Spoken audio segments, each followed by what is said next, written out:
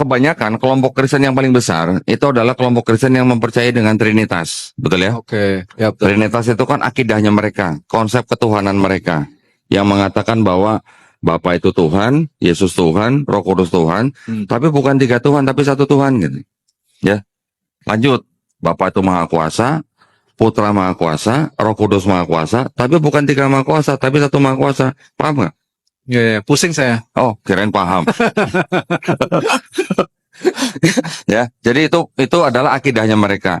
Kita tetap harus menghargai dan menghormati mereka ya. Di sini saya bercerita begini bukan untuk membenci mereka, bukan loh, bukan ya, sama sekali bukan. Tetapi yang saya ceritakan di sini adalah untuk memperkuat akidah kita dari upaya-upaya pemurtatan, gitu ya. Masih ada nggak upaya pemurtatan? Banyak. Oh masih. Banyak. Kalau masih berarti saya dakwah terus dong.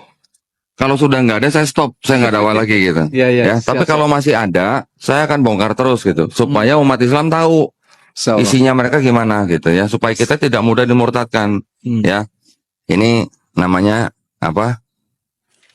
Kitab suci Katolik. Katolik. Ini apa? Tidak untuk diperdagangkan. Ini bapak-bapak harus percaya sama dia ya. Ini kan hostnya nih ya. Jadi apa yang dia baca, apa yang dia lihat nih. Wallahi. Ini apa? Kitab suci Katolik Ya, dengan pengantar dan catatan lengkap. Ya, tahun 2009 ya, dipersembahkan pada umat Katolik Indonesia oleh Direktur Jenderal Bimbingan Masyarakat Katolik Departemen Agama Republik Indonesia. Sekarang kita baca dulu. Baik. Ini ada ayat nih nomor 7 nih, silakan nih. Jangan pakai bismillah ya. Nomor 7 ya. Nah, yang dari sebab ini. 1 Yohanes 5 ayat 7. Yang dari sebab ini. Ya, saya sebab baca ya. 1 Yohanes ayat 5 nomor 7 ya. Sebab ada 3 yang memberi kesaksian jadi di dalam surga. Ya. Bapa, Firman, dan Roh Kudus, dan ketiganya adalah 1. Ya, terus. Nomor 8 ya, 8. Sampai kata di bumi. Dan ada 3 yang memberi kesaksian di bumi. Oke, nah ini kitab yang untuk belajar kan. Ini kitabnya jemaat nih. Oke. Kalau jemaat ke gereja bawanya yang ini gitu ya. Sama nggak isinya dengan ini yang merah? Sama, ini juga Yohanes juga ya. Ya, 1 Yohanes 5 7. 5 juga ya. Ini nomor 7 juga. Sebab ada 3 yang memberi kesaksian di dalam surga, Bapa, Firman, dan Roh Kudus, dan ketiganya adalah 1. Dan ada 3 yang memberi kesaksian di bumi. Sama ya ayatnya. Sama. Ini ada Ini ada catatan kakinya nih. Ayat 7 sampai 8 di dalam surga sampai di kata bumi, keterangannya apa? Oke. Catatan kakinya ayat 7 sampai 8 di dalam surga, di bumi, bagian ya. Ya. Bagian ayat ini tidak terdapat dalam naskah Yunani yang paling tua dan tidak pula dalam terjemahan-terjemahan kuno, bahkan tidak dalam naskah-naskah yang paling baik dari Vulgata.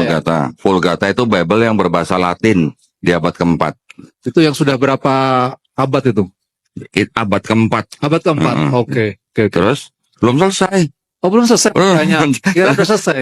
Terus? Ini kiranya aslinya sebuah catatan yang di pinggir halaman. Satu naskah terjemahan Latin yang kemudian disisipkan ke dalam naskah-naskah oleh penyalin. Dan akhirnya bahkan disisipkan ke dalam beberapa naskah Yunani. Karenanya bagian ini pasti tidak asli. Jujur banget. Jujur kan? Jujur banget. Tidak asli apa? Ya nggak asli pokoknya ini. Pakai pasti lagi kan? Pasti lagi. Dan ini baru 1 ya. Nggak cuma 1, ternyata banyak ya. Banyak. Nah, tapi yang saya bacakan atau yang saya tunjukkan di sini kan adalah yang dianggap sebagai bukti bahwa di dalam kitab mereka ada ajaran Trinitas, gitu kan? Ternyata yang dianggap sebagai ajaran Trinitas di sini keterangannya pasti tidak asli. Tidak asli. Pasti lagi. Pakai pasti kan? Yang lain banyak, nanti ada ayat-ayat yang disisipkan banyak. Nah, jadi ketika saya mengetahui ada sebuah bukti seperti ini, saya akan bertanya dalam hati saya, bisakah sebuah kitab yang dianggap sebagai kitab suci memuat ayat yang pasti tidak asli? Gitu.